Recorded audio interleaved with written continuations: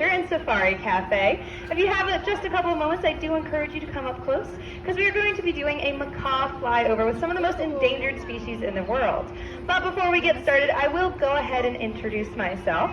My name is Erin, and I am one of the incredibly lucky trainers who get to work with some of the birds you're about to meet every single day. And joining us from all the way over in the Rainforest Aviary are going to be 3 macaws named Iris, Macaw, and Sarge. And they will be joining us in just a moment to be entering over those Kingdoms of Asia signs. Let the birds out. So they will be free to make as many loops around this area as they might like, as they were trained to do this behavior through positive reinforcement, which means when they do things that we like coming and landing here on this tree, they're going to get lots of their favorite snacks, different nuts and seeds, and they can kind of bounce around as much as they like in this area. But here we are now. They came in at a slightly different angle than normal, but we do have Iris and Macaw and Sarge. All 3 birds are in the hub. Sarge here is a military macaw, and as you see looping around the area, that is Iris and Macaw, 2 blue-throated macaws. And those 2 are native to the rainforest of Bolivia, where there are less than 300 of them alive today. Unfortunately, those birds are in critical danger, so it's very unique to be able to see them here in the zoo. And that's because we are enrolled in a SSP, or a Species Survival Plan. And what that means is that we as zoos work with other zoos and aquariums to ensure that these birds are going to have a healthy genetic diversity in zoos.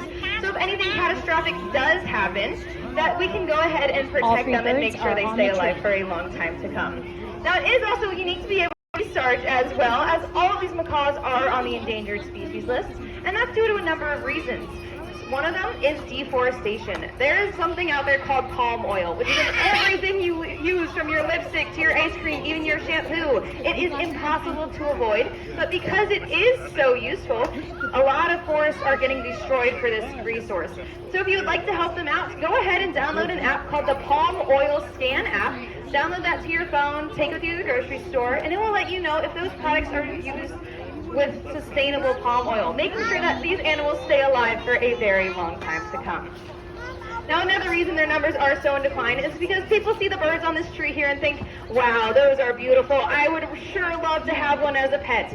And I do hate to break it to you, they make terrible pets. They scream incredibly loud, they chew on everything, and worst of all, they do poop every 15 minutes.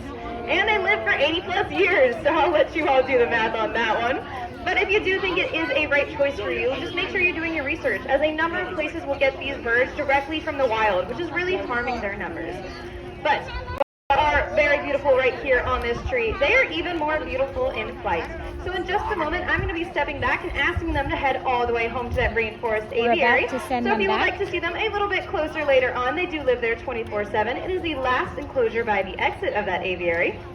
But if you do want to see some more flying birds, we have 2 shows later today, one at 1 o'clock and 2:30 at the bird show stage just behind the big grassy hill.